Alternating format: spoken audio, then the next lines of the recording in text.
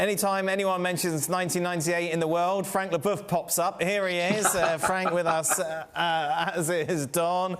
Frank, what struck you since you've been back in France? What's the kind of vibe ahead of this clash against England? Well, you know, talking to medias and also talking to the fans, to the people of France, you know, there is lots of respect for that English team, and everybody's consider that it's going to be a tricky game to win, but they all respectfully think that France at the end of the day is going to win it because, of course, they're French. Well, it's going to be tight. It's going to be a lot about details. Everybody realized that the English team has in the front line one of the best front line in the world, even if they think that France are better. But it's really in the middle of the park that they find that the power of England is the biggest, because of Rice, Bellingham, and maybe Henderson playing in the middle of the park, and where with Tchouaméni and Rabiot, even if they do well, they're not as good, I would say, that those players in England.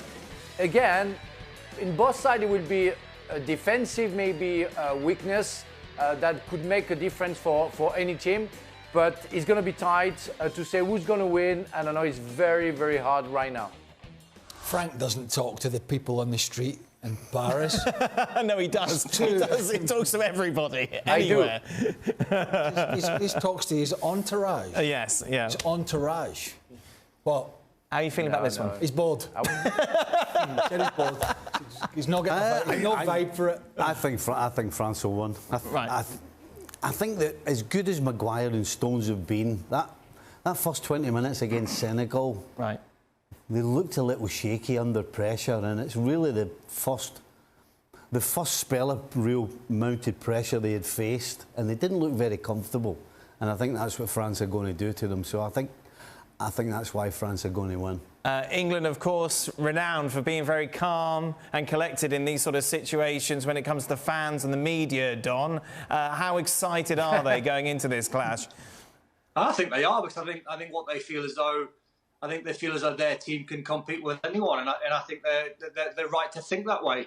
I think there's lots of respect. I think, as Frank said, I think they know. I think they're playing against the top side, and I'm glad that Julian had the interview there with Rabiot, because I think he's been amazing. He does the work of two men in midfield, because, you know, when you watch Kylian Mbappe, I watched him against Poland, I've watched him against PSG, lots of times this season, and Rabiot does a lot of work from him, this French side, because he doesn't track back, but he's got Theo Hernandez, who I think is the best left-back in European football, who's rapid.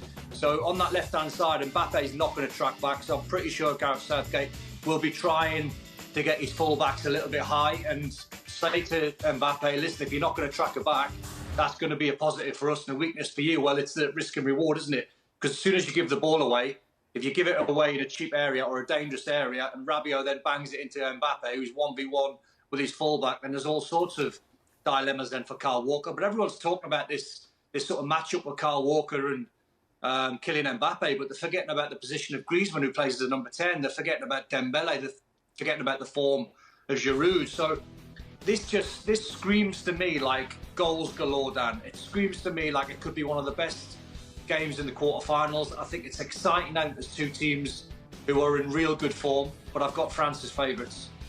Frank, you're only on in this segment. I better ask you something else. What else do you want to talk about?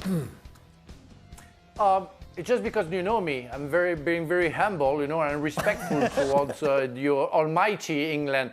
I think everybody wants to know, you know, what's going to happen for Mbappe fighting against Kyle Walker, because even Mbappe said the guy is a tank running as fast as I do. Everybody knows that Kyle Walker is a fantastic player.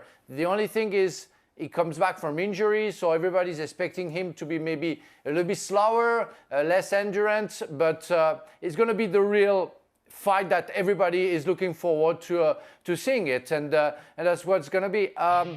Again, it's only about details. You know, how are they going to play? How Deschamps is going to decide to play his team maybe a little bit lower on the field to allow England to lead the game, but leave some spaces behind the two central defenders for Dembele and Mbappe, of course, to maybe play in counter-attack. We'll see. You know, we can elaborate every tactic, but we'll have to be patient. Craig Burley, the only one going for an England win. Why not? Hold on. Oh, no, sorry. Dear me! Someone lining him up. What's rattling around in that head of yours? I was looking at the scores. Me and him's got 3-2. Yeah, I went 3-2. I was thinking about that at the time, sorry. I went 3-2 to England. I tell you, it's... Focus today, Stephen? Oh, yes, absolutely. I think it is such a close game. One of the reasons, I mean, I suppose it is sort of the moment of truth for Harry Maguire. We talked about him before the tournament, how it is so difficult to not play regular and play at this level. I suppose in some sense, Stevie mentioned Senegal, I suppose in some sense the USA put them under a little bit of pressure. Senegal ramped it up, the French will ramp it up even more.